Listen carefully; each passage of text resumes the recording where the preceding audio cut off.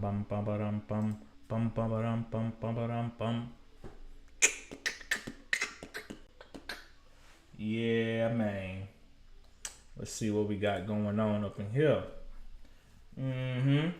What's up, Average Ape? Yeah, we here. You know, we. I'm gonna play. I'm gonna play this the live call through.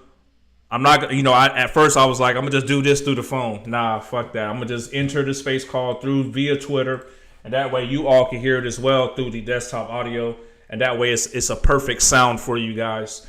So we're all in this together. So whenever I see it pop up on this side, I'll just hop right in, and then I'm going in. So I'm just looking at everything.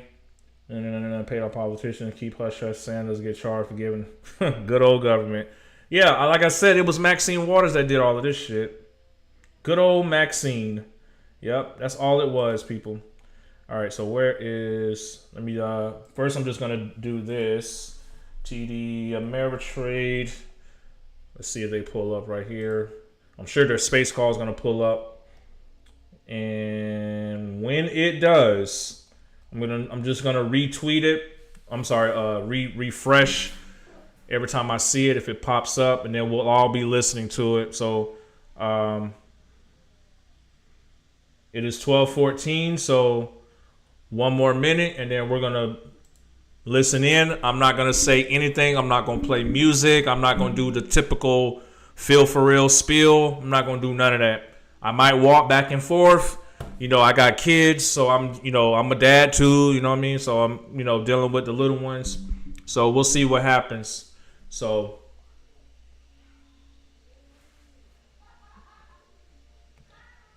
yeah, man, did the shorts cover? No? What are we talking about? Yo, and yo. Average Ape said, oh, first, wait, second. That's funny, man. But yeah, man. Like I said, Average 8, man. Truly thankful for you, man. Real shit. Bliss! What's going on, Bliss? I'm so glad my mods are here because these bots are unforgiving. They literally will get on here and be like, I don't know what you're talking about, Phil. You don't know what you're talking about. Adam Air is evil. Blah, blah, blah, blah, blah, blah, blah, blah. Fuck out of here, man. Oh, snap. You watching Oppenheimer and you want a live stream? Bro, you was gangster as hell. I mean, let me tell you, before, let me see. It's 12:16. All right, let me refresh real quick. Let's see. Nope, nothing yet. Nothing yet, folks. Nothing yet. They haven't shared it. What if this is a tactic to make us look the other direction? They know we want to listen. You never know. We hope that you say something. We want you to say something. We want to hear what you got to say. And I'm not going to get in this space call trying to attack them, say anything. This is all educational purposes because they said AMC. So we'll see what happens. So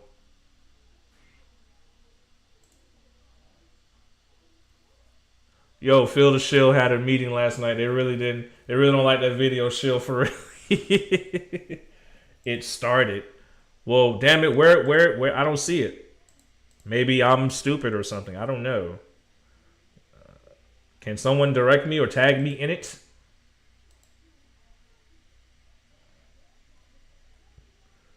Don't do a super chat and sell out like Matt Kors. The space has started. Boom, there it is. Here we go. Shut down productions in America for big studios as they hope for a new contract. And at the same time, two huge blockbusters premiere in theaters, Barbie and Oppenheimer, which got people to come back into theaters in droves. And the entertainment industry is really buzzing with it all. But right now, the stocks of the major movie theater studios, TV streaming platforms, even equipment makers that are tied to the film business, they hang in the middle of it all as Hollywood is still at a standstill and these huge releases are still to come for the second half of the year.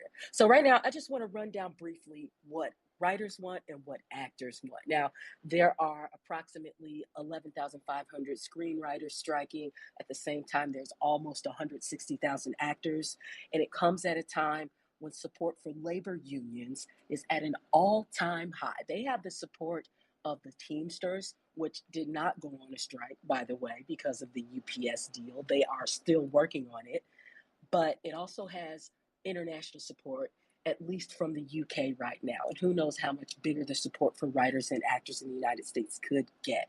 But briefly, writers want increased pay across the board, better residuals. They want staffing requirements, and they want to be able to ensure that there are enough writers on a show. They want shorter exclusivity deals, and then they want more assurance on AI. Writers are concerned that producers will use AI to write scripts or fill in the blanks of some of the unfinished screenplays that might happen. Actors are also concerned about AI. They want more certainty on who owns the actor's likeness if it is reproduced by AI. So they want more controls on that. And they, of course, want a new contract because the last major agreement was signed back in July 2020. Conditions have changed tremendously since then. And then one of the main sticking points with actors, residuals. They want them partly based on viewership levels on streaming services, but the studios are not sharing that information right now. And that includes Netflix, Amazon, and Disney Plus. And so some analysts, guys, say that the impact of this strike could stretch into 2024. Actors and writers, of course, we know they're not getting paid. They're not working by this moment, and they're having to do other jobs to make do. But the economic impact on producers and studios, an analyst quoted by Forbes said that these strikes could cost Hollywood more than $150 million a week because it'll include production delays, some higher expenses once the strike is finally resolved, and then a possible decline in the quality of the productions. That's something that could be a hit to the consumer as well because consumers are huge for quality of the projects. And they'll also have limited choices on streaming platforms or movie theaters, although there's a small caveat with Netflix in there that I'll talk to in a minute.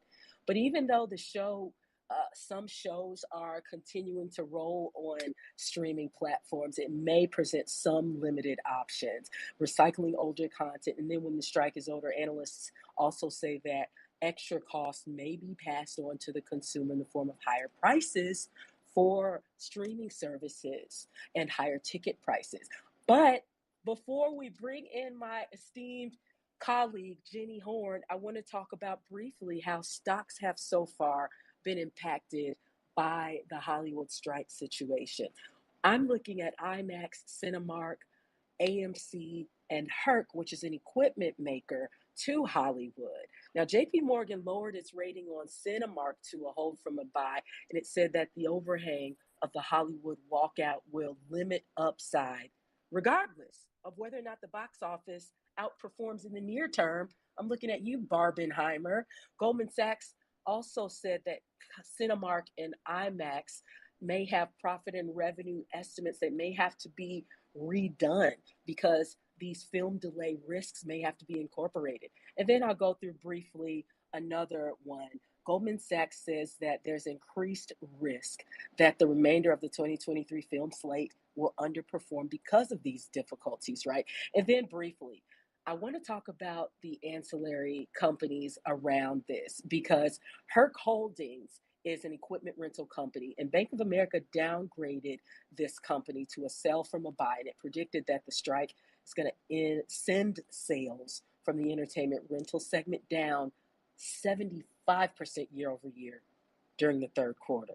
So, as you can see, analysts are charged up about the possible impact that this could have on Hollywood and on companies tied to this strike. But is it more hype than anything? Because there are some analysts who say that Netflix, for one, is maybe the one streamer that could be insulated from all this. So, Jenny, please come in on this. I just got a lot of information on this and shared it. I want to know how you think about the impact of some of this happening on the streamers and other stocks. Okay, so good morning and good afternoon to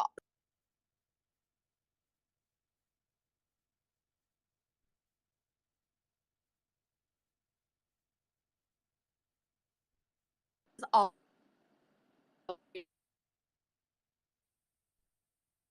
focus on the names that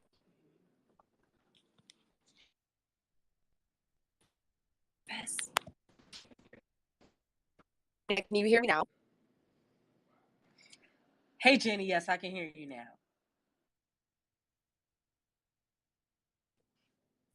I think it's my phone, which I'm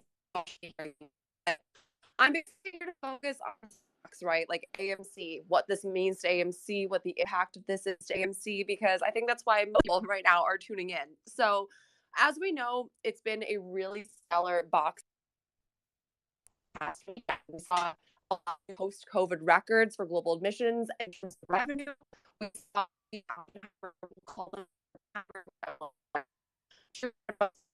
million moviegoers to theaters over the past weekend. So, as a result of that, we're seeing a lot of speculation regarding AMC, and Adam Aron is tweeting. We saw actually AMC shares surge 38% in Monday's session.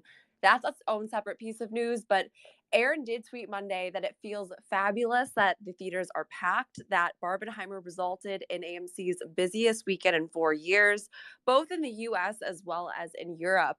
And in the US, we actually saw Saturday's single numbers were the fifth highest in ticket revenues and the second highest in food and beverage revenues in AMC's 103-year history. So that in itself is amazing. I think that's something that should be celebrated more than perhaps it is being celebrated. But he also did say there's such hopeful signs for their eventual recovery in the years ahead, but we should not be focused, or we should not be letting ourselves be confused by the euphoria arising from this weekend's huge box office numbers. Aaron did say that moviegoing in 2023 is still well below pre-pandemic levels, as well as alluding to what you just talked about, Renita. The writers and actors strikes do create some uncertainty ahead, and cash does remain very tight.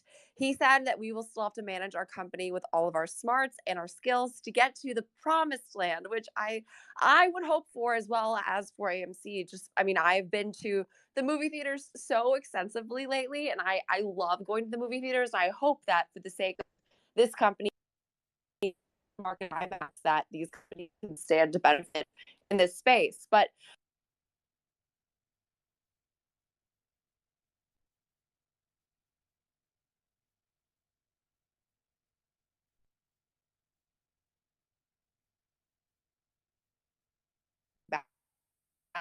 so AMC has filed.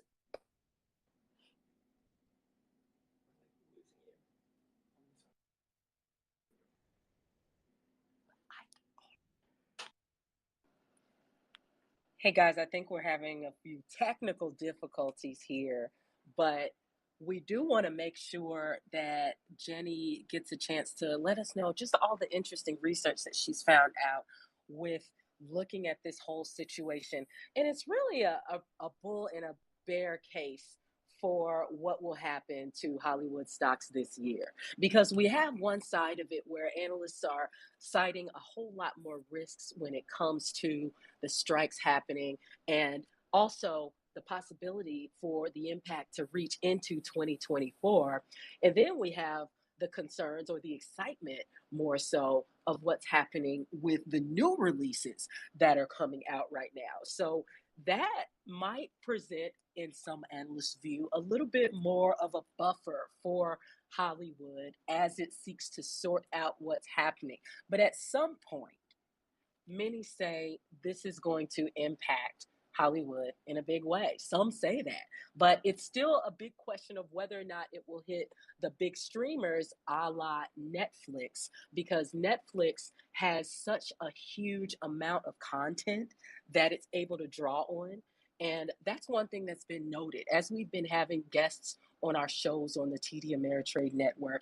They've noted how Netflix has a huge catalog of content and how it also does the majority of its productions outside of the United States. And so it may be able to go more outside of the US if it needs to do productions. However, when you see big unions in other countries, like over in the UK, starting to add more support to the United States, that's something that studios may look at. And as I said at the start, it came at a time where there's an all-time high of support for labor unions, as we've seen one of the biggest, the Teamsters, also throw their support behind the writers and actors in Hollywood strikes. So we're going to see just what this might mean for the economy, for stocks going forward, even with these exciting studios coming out. And so let's make a break in this conversation really quickly to check Jenny's connection to make sure she can come right back in. Hang on, folks. Jenny, are you there? Is Spaces trying to silence me? We got you. We can hear you. Welcome back. Okay, I think tentatively I'm actually not blaming Spaces. I'm blaming my phone service, but I was aware my connection was terrible. So I'm back. I'm back to Okay. talk more about like the That's movie. okay. You're back. I am back, at least for the time being. So let me know if I start breaking out up again, because I believe it is my own phone service, not actually Spaces. But so to go back to really what we're seeing in terms of now AMC raising capital, because I think that is like a really interesting part of the movie theater business. And I also want to say something anecdotally here. I have tried to stray away recently from calling these companies like meme stocks, because if you think about it, what does that really mean? Meme is to like mimic something for humor. So it's like, why do we still call names like AMC a meme stock when it has, I mean, like so much news I could talk about? There's a fundamental analysis I think you could argue here that's worth making. So I have tried personally, Renita, to stray away from calling any company really a meme stock, because I think it diminishes its whole fundamental story and its like outlook. I mean, AMC's food and beverage sales have been off the charts. Their popcorn, which now they're selling at Walmart's, you can't get it anywhere because it's completely sold out. I mean, I just choose to focus on the positives here. So that's something I've been really trying to work on saying, not using the phrase meme stock. But nonetheless, they did file this modification to address the Delaware court's concerns. Now, as of March 31st, their cash position was around 495 million. That was down from 631 million just a year ago.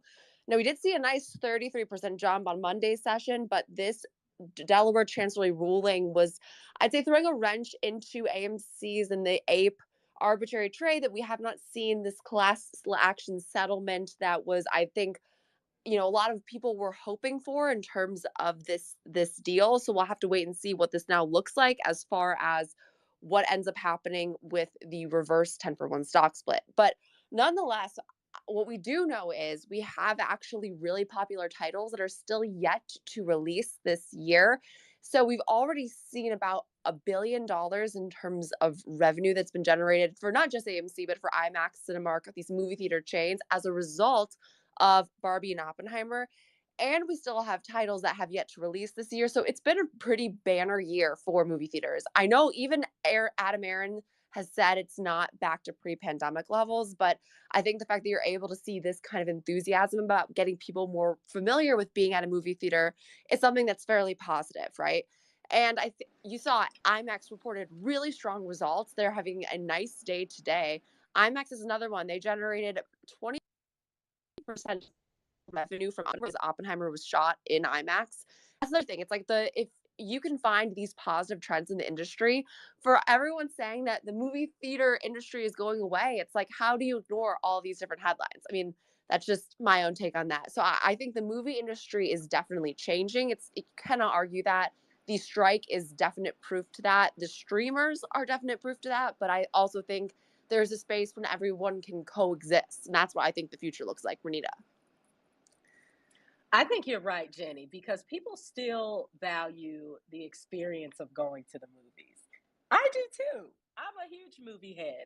Matter of fact, I used to in college. I interned for film critics, and so there's something to be said about that. So I don't think there's anything that remotely shows that the movie industry is dying for good. Now it might have a few bumps, and as you said, it absolutely is transforming, especially when streamers started to become more of the norm.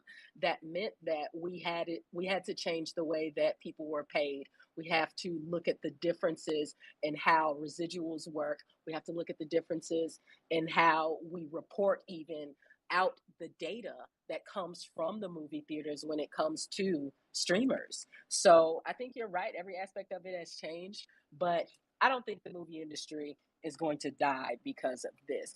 But as you mentioned, there are some huge movies coming out that I might want to get into. I was just taking a look at Rotten Tomatoes, and the Teenage Mutant Ninja Turtles is pretty hotly anticipated.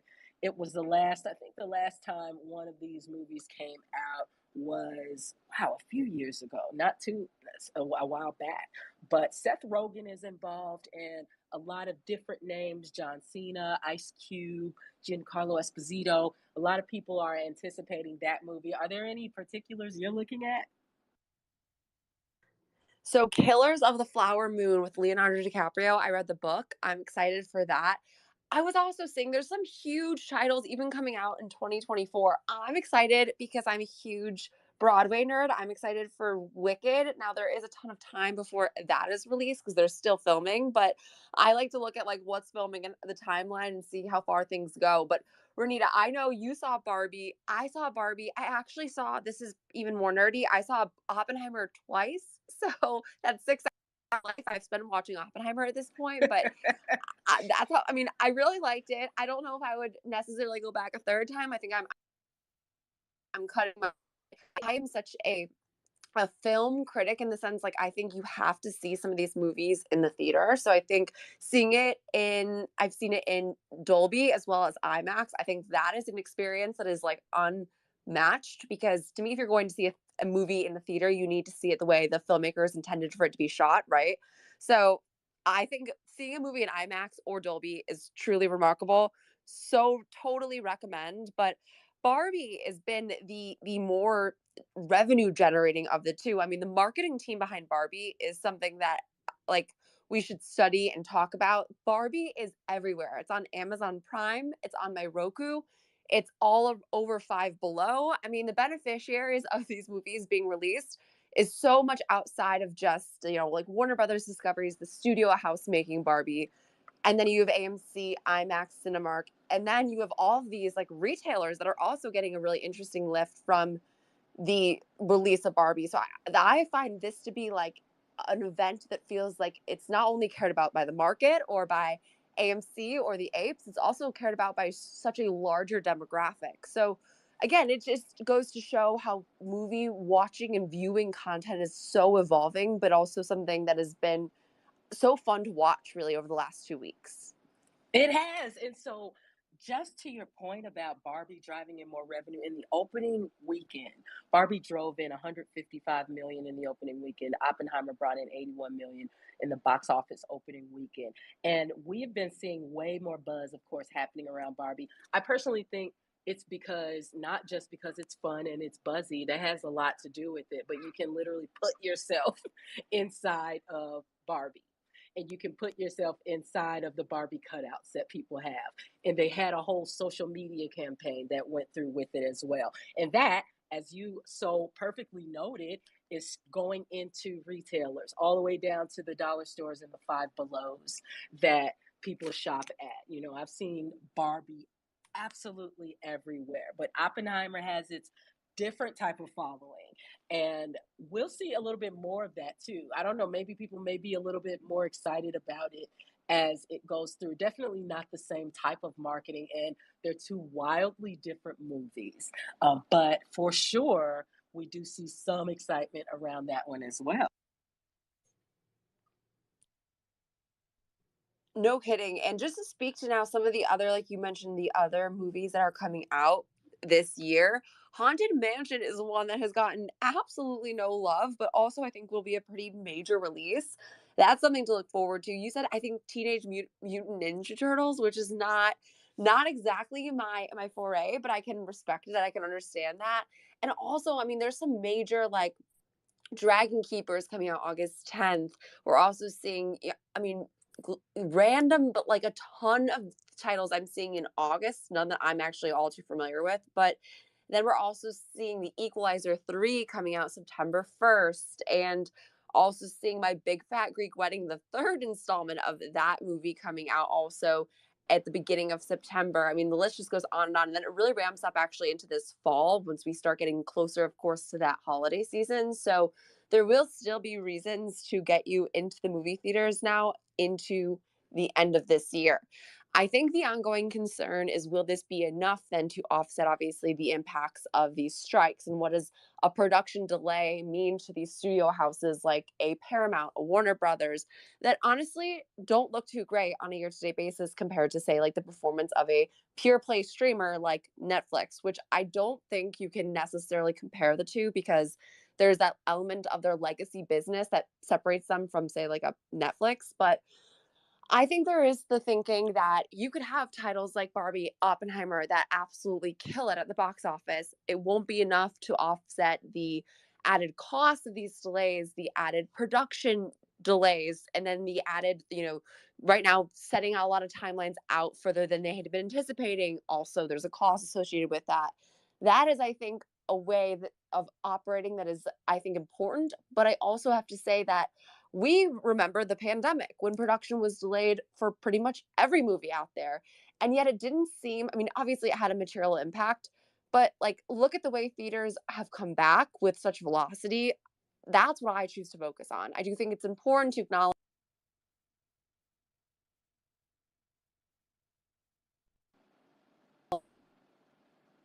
they've been able to weather the pandemic. These companies are really good at shifting and modifying their film schedules. I mean, they've proven that to us. Mm-hmm.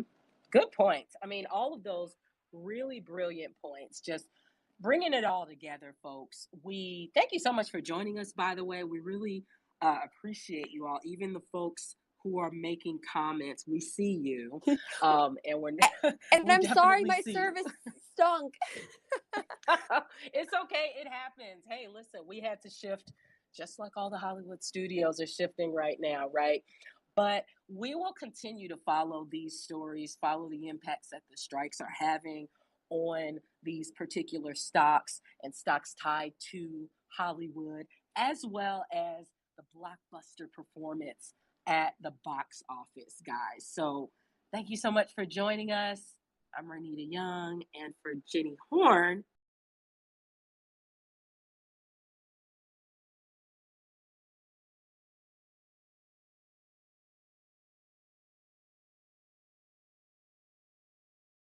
And that's it. Are you fucking kidding me? So that's it, huh? So they just want to talk real quick. Never, ever, ever, ever. I'm talking about, this is TD Ameritrade that wants to talk about us. All right, people. Here we go. Here go the space calls. Here it come. You know what I mean? Anyways, what are your fucking thoughts, people? Their boss was like, yo, cut it, cut it, cut it, cut it. Ooh. Man. What was that? Yeah, exactly. What the fuck was that? I agree with that. What the fuck was that? I mean, I'm gonna say it again. Why do they have a space call, a TD Ameritrade, to talk about us and Netflix? Oh, why mention us? I don't know. They just say, well, I've been into Barbie. I like Barbie. TD wanted a snapshot of everyone in the call. Hey, that is funny though. That's incredibly funny, right? I think that is funny as fuck. That was trash. The only thing I'm curious about, waste of time, enlightening. Yeah, it was strange. What's up, Herbalist King? Oh man, it didn't sound all that bad. Remember, people, I just had a space call before this. David came in there and he said it perfectly. No matter if it's negative, no matter if it's positive, your conviction stays the same. Your thoughts stay the same. You know, it doesn't mean get excited because TD Ameritrade is talking positive about us. What I believe is that TD Ameritrade is looking for reasons to do what the Bank of Canada just did today. Bank of Canada, from what I heard, is they invested a few $1 million into AMC shares. They want to control the narrative. There we go. There we go. That's what I'm trying to hear right there. Thank you, Adam Humble. They want to control the narrative. They want to be the reason. They want to be able to put out. But we knew that we knew that this was going to squeeze because of Barbenheimer. No, we know this is going to squeeze because illegal short selling is going on. All right, multiple CUSIP number changes. We already solved the crime for you, motherfuckers. So while y'all sit there and try to control the narrative, you probably, CNN was trying to talk positive about us. I mean, look at the media outlets talking about Barbenheimer. They want to control the narrative. They're like, "Ooh, I love Barbie. Barbie this, Barbie that." That's how you get the women, right? So exactly, Bliss. Trust nothing. Trust nothing. 14 million. I'm sorry, Maynard. 14 million. Question everything. They're actually talking about AMC, period. No one ever does. But remember, Hilsey, they threw in Netflix a few times, trying to say, but Netflix does this and Netflix does that. Hey, I got a word for you out there. Netflix doesn't have the exclusive films that AMC has. That's what makes us different. We have Barbie and Netflix doesn't. Netflix needs to drop Glass Onion to make money in the movie theaters. Okay, they need Oscar nominations, so they can't just throw it on a streaming network and then say, "Hey, we deserve Oscar noms."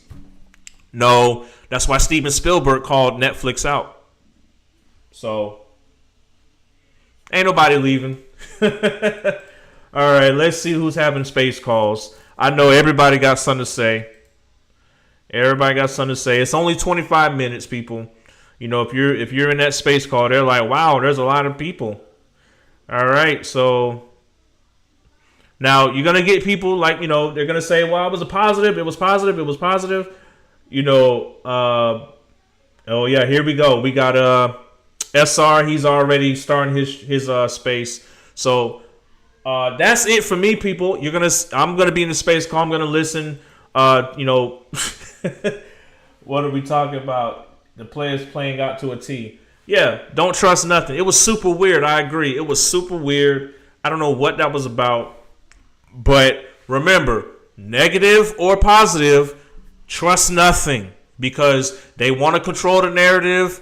Their boss is the one, the puppeteer behind the scenes who said nothing in the call. Remember, the TD Ameritrade had their own, host profile there, and they said nothing. All right, they had these little co-hosts in. We don't know who they are. They might work for marketing or something, but they were in the back trying to listen and see what the narrative was going to be, or they probably like Maynard said. I'm sorry, I forget, Adam Humble. One of y'all said it. They probably wanted a screenshot of who's listening to the calls. So people, after the market closes, probably tonight, I'll be up, out here, showing some DD and maybe playing some music for everybody. So is there some weird news about TD I missed? T rating. Everybody wanted to get into this space call to see what the narrative is because the bank for the first time, TD Ameritrade, decided their first space call ever was going to be to talk about AMC, which is what made it interesting. We want to know what they're talking about. And here it is. They're, giving off a positive narrative like, "Oh, wow, I don't," and they're blaming, all I see is through in the end of 2023, this strike could affect everybody and affect this and affect that. No, you're not going to control the narrative. When this thing pops, when we do the reverse stock split, you're not going to control the narrative. We control the narrative. We are the apes. We know what's going on behind the scenes. We know. We have the data to prove everybody is. Listen, forget what that chart say. I get it. Some people can make predictions, but at the end of the fucking day, DD is going to win. Okay, DD is going to win, and then everything gets discovered behind the scenes. All of these CUSIP number changes, all of that stuff that they're not mentioning and don't know about. Okay, it's going to explode in their face. And they're going to be like, well, I don't get how did this happen? I mean, maybe it was Barbenheimer. No, it wasn't Barbenheimer. Okay? It was the illegal short selling, which is why you're going through inflation right now, because the Fed is fighting us through the banks. They're giving the money to the banks, and the banks are giving the money to hedge funds and short sellers, which they go to Doug Sifu and say, hey, Doug Sifu, make me a bunch of shares available, and I'll give you this bag, and they're giving it to him. Okay? So we already know what time it is. So negative or positive, we trust nothing. Okay? So I thank everybody for showing up to the live stream. And I appreciate your time. I'm going to be in the space calls. I'll see you guys soon. And did the shorts cover? No. The fuck TD Ameritrade talked about?